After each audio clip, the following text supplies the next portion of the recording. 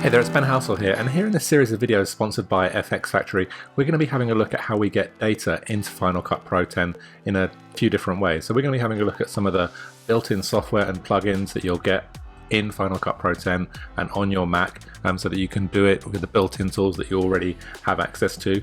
And then we're going to be having a look at some of the very awesome plugins that are available on FxFactory, such as Data Pop, such as Simple Infographics by Premium VFX, and also lastly the awesome Nodes plugin that is just insane in terms of the amount of amazing functionality it has. In this first video we're going to be having a look at how we import a basic graph into Final Cut Pro 10, and we're going to be having a look at the workflow from Keynote into Final Cut Pro 10, looking at how we export out a video with transparency and get this type of effect where we have a graph flowing over the top of our video, and thinking about a couple of different ways in which we can incorporate that into our edits in Final Cut Pro 10. We want to present data in our edits. So you can see here that this is going to work in Final Cut Pro 10, but it's also, in this particular method, going to work in iMovie as well. So this is useful whether you're working in iMovie or Final Cut Pro 10, and we'll cover a couple of those different kind of techniques as we go through this. So the first thing we're going to go ahead and do is start with a blank timeline. So we have these two simple clips on the timeline here, one of this drone footage and one of myself talking about nothing to do with real estate, but that's the kind of data we're going to use as an example of how you might like to incorporate this into your videos. So first of all, let's dive into Keynote. So Keynote is an application that comes with your Mac. When you buy a new Mac, it's installed by default along with iMovie and Numbers and Pages and a couple of other applications that are super useful.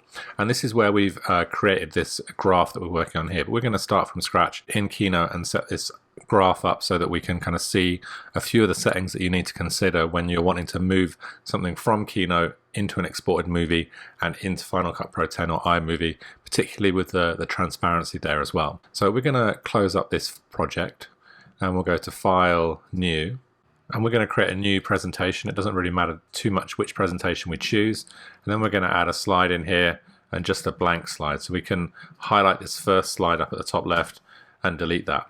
So let's begin here by adding a chart to our slide.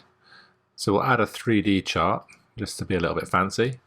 We'll drop this up here, and then we're going to replace the data in here, and I have some data prepared in Google Sheets, and we'll just come and copy this selection. So you can see if you're using Excel or Google Sheets or Numbers, then you can easily copy and paste that kind of spreadsheet data into the chart data here. So we can delete this and we'll paste in up at the top here.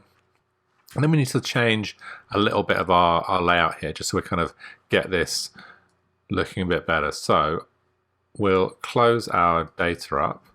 I'm going to stretch this out a little bit so we have a slightly wider graph. Align this to the center. We can change things like the chart depth. We can change the gaps between our columns, so we can have a slightly bigger gap. We can also kind of change the rotation of our graph as well. And then if we come to our axes here, we'll go to the x-axis. We're going to add in the series names, so the year here, and then we'll just turn off the category labels here. So I'm just going to change that to none, just to keep the bottom a little bit cleaner.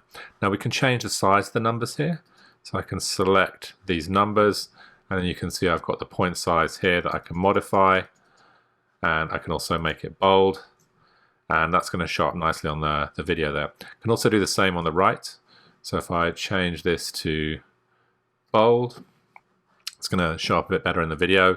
And then we can also come back to the chart options here and change the color scheme. So we can have different kind of color schemes for our graphs. We can also choose different image textures as well. So we'll actually go for this first image texture. And now we just want to change one more thing. So I'm going to add some text up at the top here. And we'll just add this title for the data. So I'm just copying this, come back to Keynote, and we'll paste that in there. Oh, we've got a little bit of fun formatting here, so we'll just clean this up a little bit and align it all to the center. Okay, so now that's formatted, we can again just kind of get that to snap to the center. So once that's ready, we can actually export this right away to Final Cut Pro 10. But when we do that, there's a few things that aren't quite going to work in the way that we want to. So we have a white background here. If we export this now, it's going to keep that white background, which we don't want. We want to kind of create a pure transparent background. So one thing we need to do here is come to our slide and the background options. So you can see I'm under the format tab here, and we'll change the color fill to no fill. And you can see we have a little bit of an issue here with our type, and this is going to pop up when we come into Final Cut Pro as well, in that this text that appears on the column on the right here and at the bottom probably needs to be white to start with. It's going to make it a bit easier to see it and to manage it. So we'll just find those numbers, a bit of guesswork with my clicking, and we can change that. And then we'll also change the color of this text up at the top to white. And you can use other colors as well, but white just makes it nice and easy. The other thing we'll change here as well is the width of those lines. So if we come to our chart options, we'll come to the axes, we'll come to the Y values, and we're just going to change this grid line option here. So we'll just increase that. It's just going to mean that it shows up a bit better in the video. So if we save this now,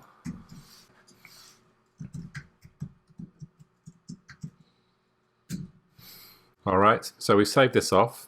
And now we just want to add a little bit of animation here. So I'm going to select my graph and come up to the animate option. And you can see we've got a build in and a build out. And I'm just going to add the build in for this example. So we're going to add an effect here. And you can see we've got different wipe effects that we can add in. We've got some different kind of crane effects that we can work on. Actually, that's quite cool. We've got a grow effect here.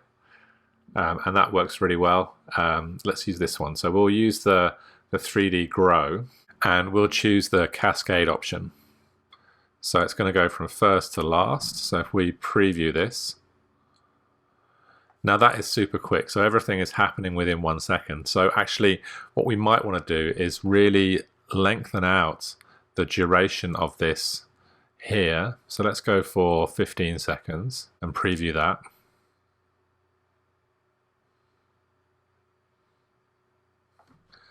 And the reason for kind of having it nice and long is that we can then actually, in Final Cut Pro 10, we can actually get that to speed up when we need it to. So actually, I'm going to make this 20 seconds long.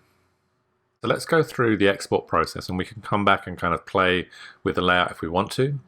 So we'll go to File, and we're going to go to Export To and Movie. And basically this is where we kind of do a couple of things to set up the transparency for the export. So we're going to go to the resolution and change this to custom. We're going to type in 1920 by 1080. And then we're going to go for Apple ProRes. And you can see this is going to export with a transparent background. So we've got no fill in the background, and we can click next. And we're just exporting out that one frame. So that one little bit of animation.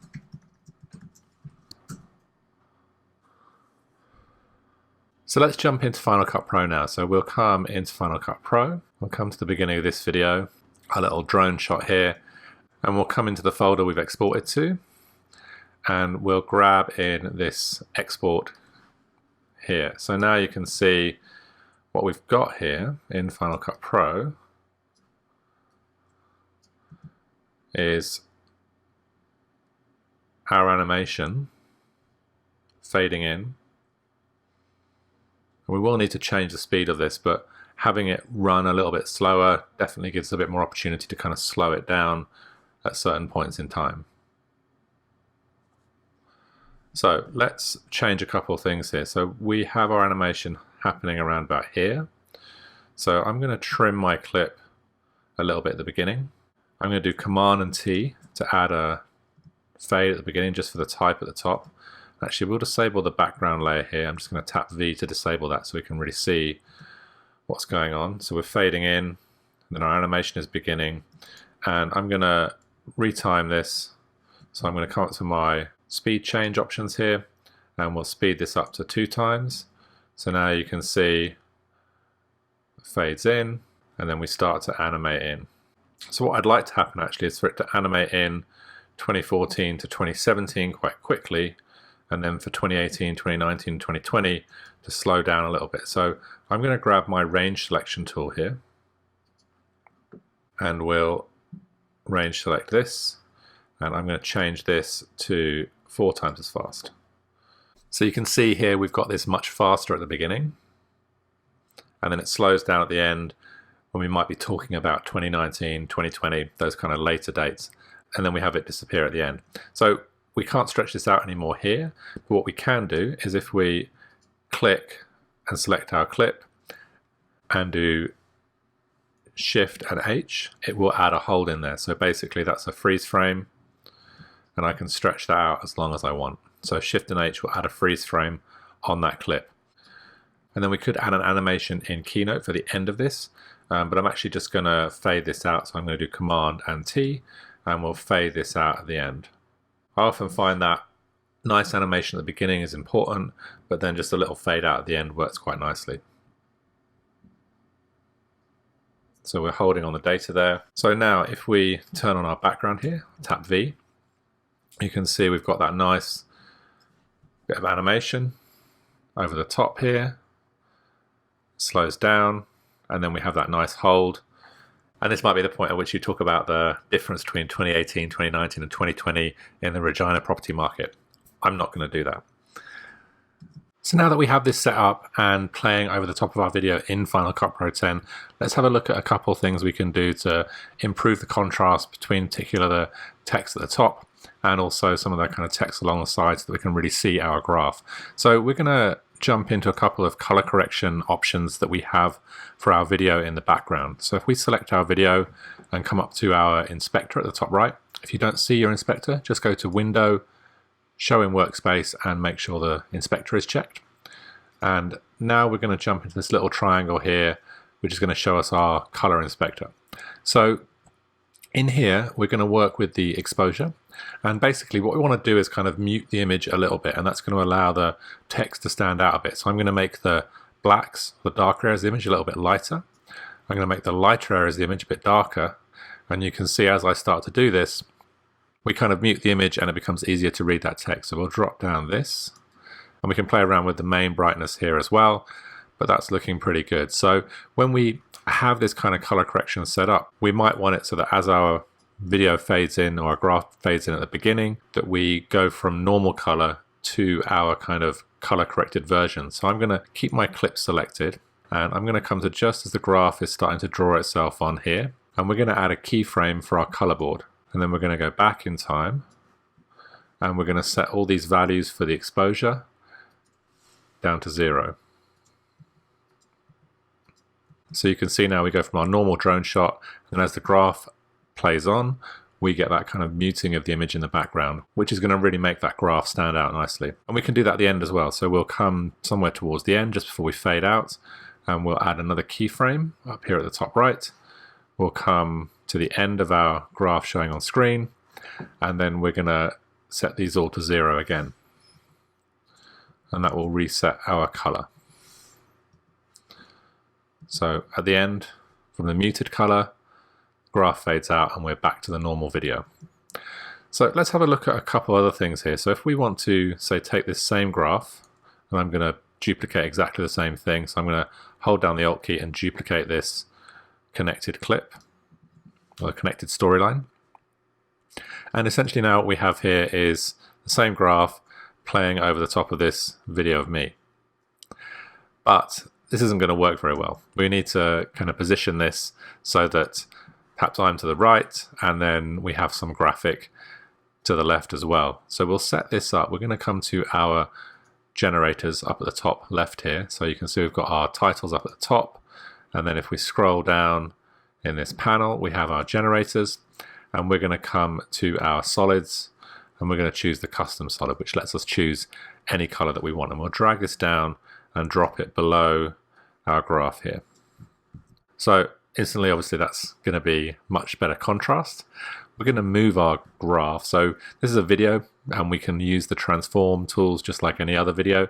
So I can turn them on here in the middle of my video, and I'm just going to move this graph so it's a little bit to the left. So essentially we're going to have me to the right here, or someone talking about residential market activity, and then we're going to crop this custom layer. So I'm going to come to my video options up here with that layer selected, and I'm going to crop that from the right until we've got that graph nicely in there. And then if we select the background layer I can move myself across the right there. Not the most flattering frame. Okay, there we go, it's a bit better.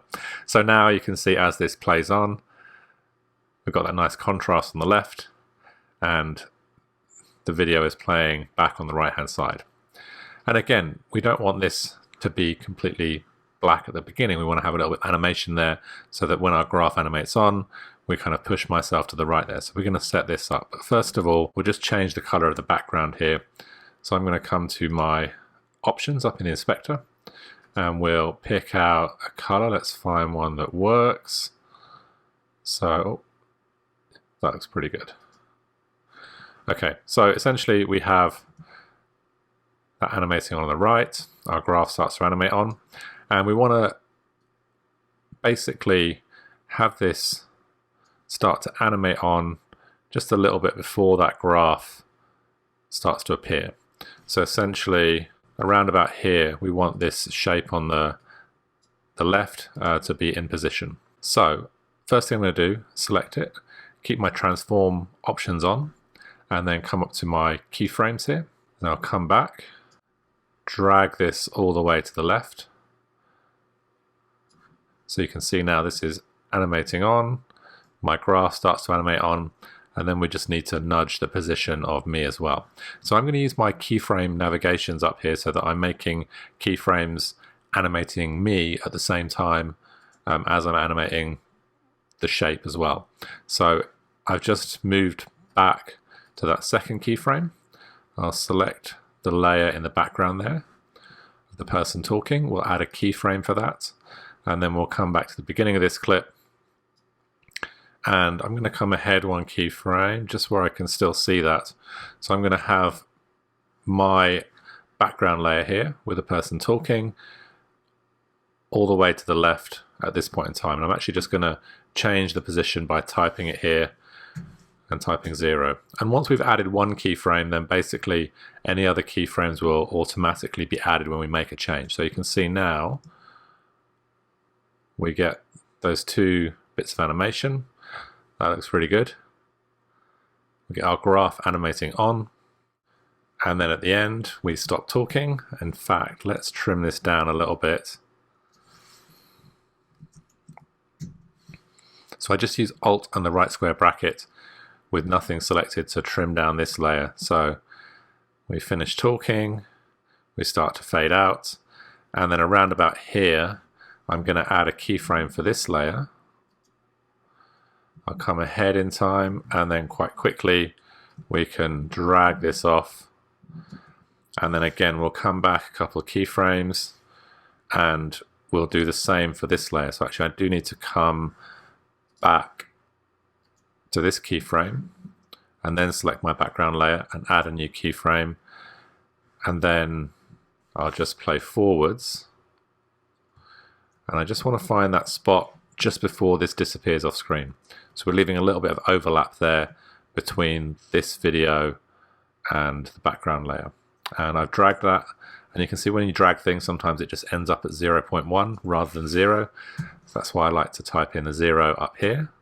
So now we have a nice animate on from the left, the graph plays on, we're talking about the residential market activity,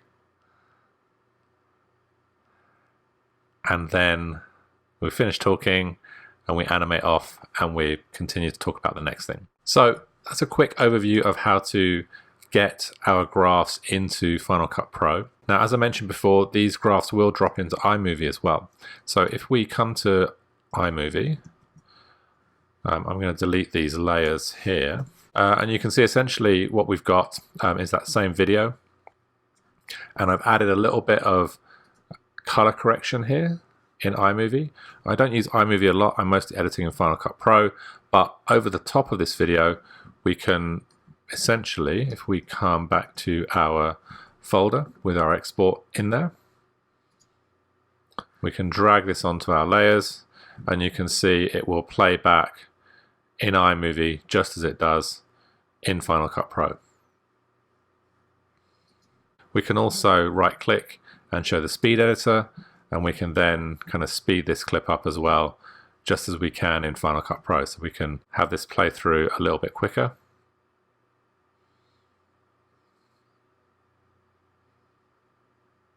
And obviously we don't have all the different levels of control in iMovie that we have in Final Cut Pro, but if you're looking at adding more advanced features in iMovie, then looking at the link between things like Keynote, what you can export from that, and adding that into iMovie is going to move your head quite nicely.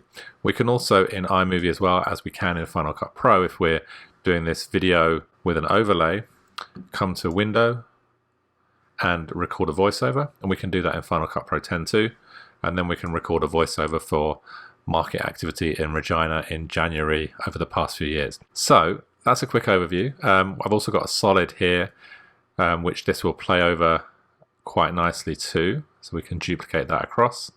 So you can see we can have a solid image, or we can have just the kind of basic image in the background there as well. So as I mentioned at the start of this video, this is the first of a series of different videos to do with getting data into Final Cut Pro 10. This first one shows you a free method, so using software that we've already got, a Keynote, how we can modify the graph there, add some nice animation, and then how we can get that into Final Cut Pro 10, looking at the different settings that we have available. In the next few videos, we're going to be looking at some of the FxFactory plugins for working with data, and also some other tips and techniques for doing this in Final Cut Pro 10 with the built-in or free software that's already available on your Macs. There's a mixture of those two different types of tutorials. So follow along. If you have any questions, leave them in the comments below. Otherwise, I look forward to seeing you on the next tutorial.